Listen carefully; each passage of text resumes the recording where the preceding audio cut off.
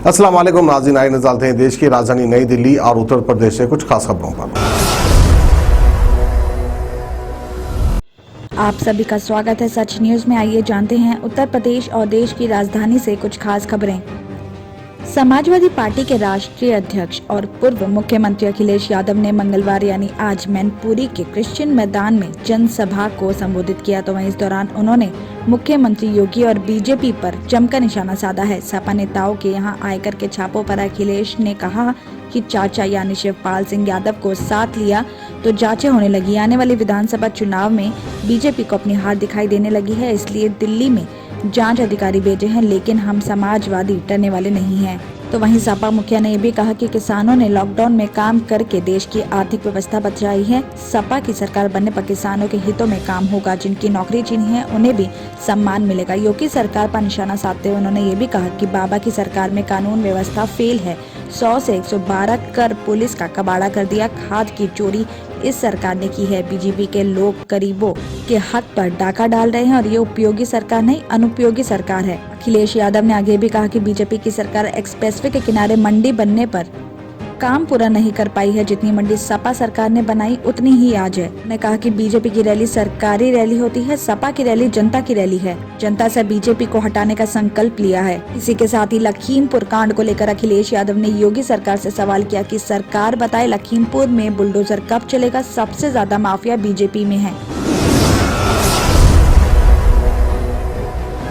तो वहीं खबर आ रही है कि दिल्ली में ओमिक्रॉन के मामले तेजी से बढ़ रहे हैं। केंद्र सरकार के मुताबिक राजधानी में अब तक कुल 54 मामले हो गए हैं। ओमिक्रॉन की बढ़ती रफ्तार ने स्वास्थ्य महकमे और सरकार की चिंता बढ़ा दी है। इससे पहले सोमवार को भी 8 नए मामले सामने आए थे। राजधानी के मैक्स हॉस्पिटल में एडमिट कोरोना संक्रमित पेशेंट्स में से 4 की जीनोम सीक्वेंसिंग रिपोर्ट में ओमिक्रॉन वेरिएंट की पुष्टि हुई थी, जबकि 4 दूसरे मामले लोकनायक हॉस्पिटल में मिले और इन सभी पेशेंट्स में संक्रमण के लक्षण नहीं हैं। साथ ही आपको ये भी बता दें कि ओमिक्रॉन के मामले बढ़ने के बाद कई देशों ने बूस्टर खुराक की मंजूरी भी दे दी है। जर्मनी जैसे देशों में तो अब बच्चों को भी संक्रमण से बचाने के लिए वैक्सीन लगाई जा रही है।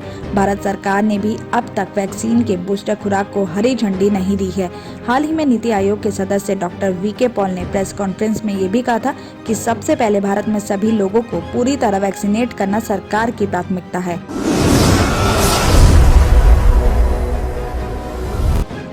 नेट पीजी काउंसलिंग में देरी के खिलाफ डॉक्टर्स की हड़ताल सोमवार को चौथे दिन भी जारी रही। इसके चलते पेशेंट्स का अब हॉस्पिटल्स में ट्रीटमेंट काफी मुश्किल हो चुका है। सिचुएशन ये है कि सफदरजंग के साथ राजधानी के तमाम बड़े हॉस्पिटल से पेशेंट छुट्टी लेकर जाने को मजबूर हैं। हालांकि दिल्ली एम्स में डॉक्टर्स की हड़ताल नहीं है, लेकिन यहाँ पेशेंट्स को एडमिशन भी नहीं मिल पा रहा है। तो वहीं उधर रेजिडेंट डॉक्टर्स भी विरोध प्रदर्शन के लिए सड़कों पर उतर रहे हैं।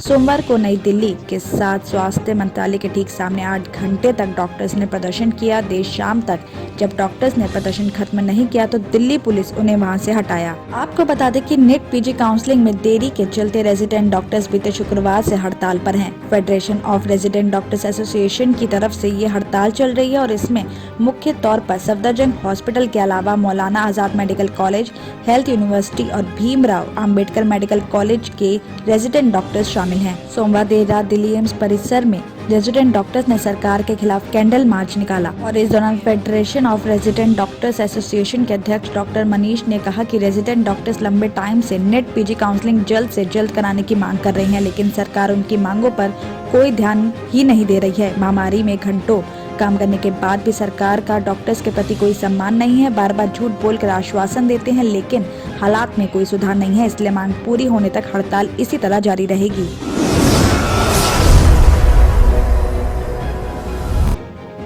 पूर्वी दिल्ली के अक्षरधाम मंदिर के पास रविवार रात नशे में धुत होकर एक महिला ने जमकर हाई वोल्टेज ड्रामा किया है। दरअसल महिला के साथ मौजूद कार चला रहे शख्स ने सड़क पर आगे जा रही एक स्विफ्ट कार को टक्कर मार दी। हादसे के बाद स्विफ्ट कार चला रहा शख्स विरोध जताने लिए कार से उतरा ही था कि टक्कर मारने वाली कार सवार नशे में धुत महिला नीचे उतरी और पीड़ित युवक के साथ गाली गलौज करने लगी। ट्रैफिक जाम हुआ तो यातायात पुलिस भी वहां पहुंच गई। इसके बाद भी महिला बदसलूकी करना जारी रहा। यहाँ तक वो पुलिस कर्मियों के साथ धक्का मुक्की करते हुए पीड़ित शख्स को दौड़ाती रही। खबर मिलने के बाद मंडावली थाना पुलिस वहां पहुंची।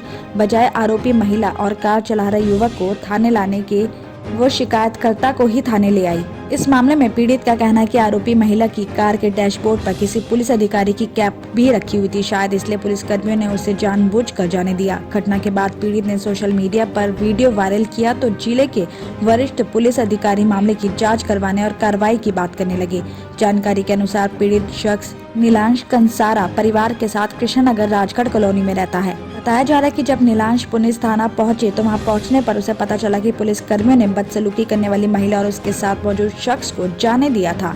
बात बनती ना देकर नीलांश वापस घर आ गया और इसके बाद उसने सोशल मीडिया पर घटना की वीडियो वायरल कर दी। वीडियो में आरोपियों के चेहरे और उनकी गाड़ी का नंबर साफ देखा जा सकता है और पूर्वी जिला के वरिष्ठ पुलिस अधिकारियों आरोपियों का पता लगाकर उनके खिलाफ कार्रवाई की बात कर रहे हैं। दिल्ली सरकार के मोहल्ला क्लिनिक में गलत दवाई देने से 16 बच्चे बीमार पड़ गए और इनमें से 3 की मौत भी हो गई है। मामला संजीदा होने से दिल्ली सरकार ने कार्रवाई करते हुए 3 डॉक्टर्स को नौकरी से भी निकाल दिया है। तो वहीं जांच के लिए 4 सदस्यीय कमेटी का भी गठन किया गया है और इसके साथ दिल्ली सरकार ने 3 डॉक्टर्स को लाइसेंस निरस्त करने की अपील दिल्ली मेडिकल काउंसिलिंग से भी की है। तो वहीं इससे पहले बीते 7 दिसंबर को केंद्र सरकार के स्वास्थ्य महानिदेशक डॉक्टर सुनील कुमार ने दिल्ली स्वास्थ्य विभाग को चिट्ठी भी लिखी, जिसमें बताया गया था कि मोहल्ला क्लिनिक में गलत दवाई देने की वजह से 16 बच्चे बीमार पड़ गए हैं और इन्हें कलावती हॉस्पिटल में एडमिट करवाया गया, जहां 3 बच्चों की मौत भी हो गई। और ये चिट्ठी सोमवार को सोशल मीडिया पर वायरल भी हुई और इसे लेकर दिल्ली सरकार पर विपक्षी दल भी आरोप लगाने लगे, जिसके बाद देर शाम स्वास्थ्य मंत्री ने प्रेस कॉन्फ्रेंस में अहम जानकारी भी शेयर की। इस बारे में सत्येंद्र जैन ने बताया कि इस घटना में अब तक 3 डॉक्टर्स को नौकरी से निकाला जा चुका है। साथ ही डॉक्टर्स के लाइसेंस के निरस्त करने की भी अपील की गई है। दिल्ली और उत्तर प्रदेश की खबरों में आज इतना ही। बाकी देश भर की और तमाम खबरें जानने के लिए देखते रहिए Sach news. Doctor Farhana's polyclinic diagnostic maternity and scanning centre by doctor Farhana Al Jabri कई किस्म के मुख्तलिफ स्कैन्स रीजनेबल और अफोर्डेबल रेट्स में पुराने शहर की खवातीन को सहूलत पहुँचाने के खुसूसी मकसद से ये स्कैनिंग सेंटर खोला गया है। कई मुख्तलिफ मर्ज व अमराज का इलाज डॉक्टर फरहाना पॉलीक्लिनिक पर किया जाता है। डॉक्टर फरहाना अल जाबरी और दूसरे एक्सपर्ट्स की निगरानी में खुसूसी लेडीज और बच्चों का इलाज किया जाता है। एड्रेस याकुतपुरा, बड़ा बाजार, जफर रोड, हैदराबाद। स्क्रीन पर दिए गए नंबर्स